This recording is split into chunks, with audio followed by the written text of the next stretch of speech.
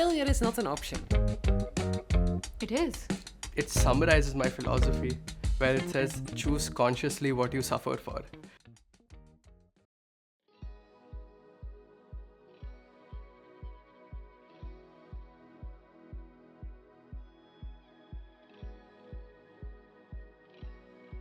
And was it what you expected? The masters? Yes, tell us. That's a hard question to answer because your expectations are many and some of them get met and some of them don't. In Netherlands, feedback is given very directly. In India, very indirectly. I felt that like initially if someone said, oh, this is shit, and then I'm like, oh my God, I can't do this. As a person, I'm just like, oh my God, why have I come here? What decisions am I making? Is it not right? Is it correct? But I think over time, at least at this stage now, I realize it is less about me as a person, but more about how I do certain kinds of work. And it always comes with the intention of making it better.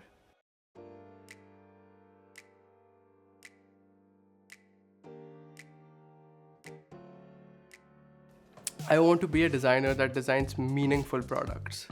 And I feel that part is very important to me. I think just to bring new things into the world, but not necessarily with the purpose of creating, but maybe helping people who are not usually helped. It has to have meaning. It has to have value aside from the monetary thing. So it has also to purpose. Exactly. It needs to have purpose. It needs to sort of help someone do something. It needs to improve some sort of quality of life. It shouldn't just be something that you're making for the sake of making it. There is something called a loop can. It is by this designer Kara Wong, if I'm not wrong. I have spoken to them, and it is basically a can in which you can clean your reusable sanitary products.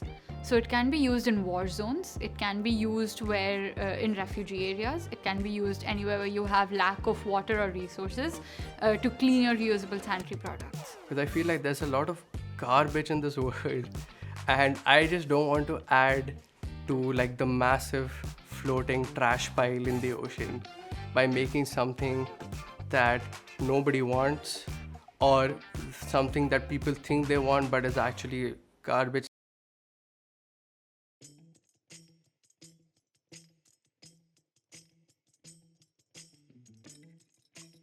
Do you remember the first challenges for you? It was like there were a lot of challenges. Honestly, there has been an astronomical difference between what I remember myself when I came here versus now. One thing I think also was as a student managing life. So not just like the studies part of it, but like, okay, now I need to make friends. And now I need to do groceries. And now I need to know how to do laundry and manage a house and clean it and maintain it and also have social engagements, but also study, but also like kind of figure out what I want to do next. So not only was I living by myself, I was living by myself in a new country where I don't understand the language. And on top of that, I was dealing with essentially a lot of organizational challenges with ADHD.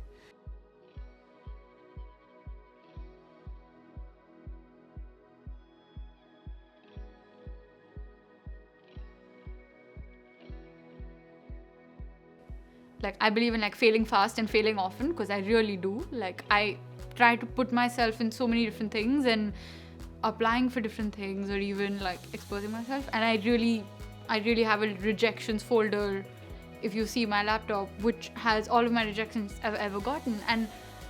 But with that, there's also a few acceptances.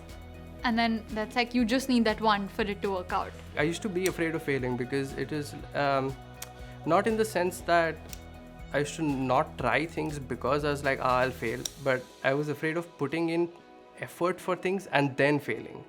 It's a very healthy way, like with the rejections comes also the acceptance. Yeah. And it's in life also like Yeah, exactly. And I think I've just grown up with that. Like it was never that, oh, if I fail, then it's the worst thing ever. I think at home it was always like celebrated. Like if I go to my parents now and say, oh, I'm failing in school, they'll be like, okay. And if I say, oh, I'm the absolute best at what I do, they will also be like, okay.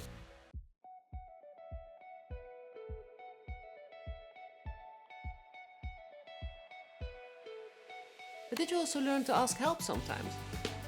Oh wow, that's a interesting one. That was also a journey, in that I used to not ask help to people when I started out, and I think very early on I realized that doesn't work. Like, you need to ask people for help. So I did ask for help, and it didn't work because I didn't know how to ask for help. And I feel that is also very important, because for example, all the way in the start, I was struggling with waking up in the morning, right? So I developed like a system with a friend of mine where I was just like, okay, first because I have a friend who wakes up early all the time, no issues. And she's like, yeah, when I wake up in the morning, I don't want to talk to people and it's too much work remembering that, oh, I need to text you. So I said, all right, so what if I schedule a mail to you at 4 a.m. in the night? And when you call me in the morning, I will cut the call. I won't talk to you. Does that work? She's like, yeah, absolutely. That's zero effort for me. So now that system works, and now I need it a lot less because I've figured out other ways.